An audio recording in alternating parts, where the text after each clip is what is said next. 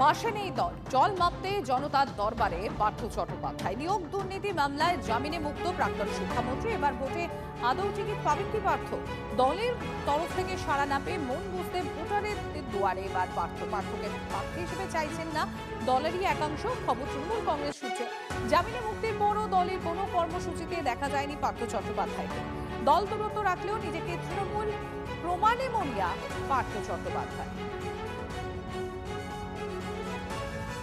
ভাতা দেওয়াটা এটা প্রথম নয়। ভাতা তো বামপন্থীরাও ভাতা দিয়েছেন, নানাভাবে ভাতা দিয়েছে। বিজেপি গভর্নমেন্ট, বিজেপি শাসিত রাজ্যেও ভাতা আছে।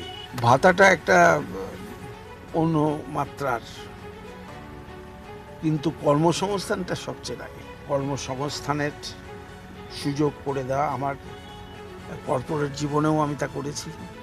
আমাকে যারা ঢিল মারছে, কাদা মারছে, তারা ভেবে দেখুক যে সেই সময় কত লোকের মমতা ব্যানার্জির মুখ্যমন্ত্রীত্বে কর্মসংস্থান হয়েছে। আমি সে বিশ্বাস থেকে সরে যেতে পারছি না। কর্মসংস্থান আমাদের প্রধান ইস্যু হওয়া উচিত।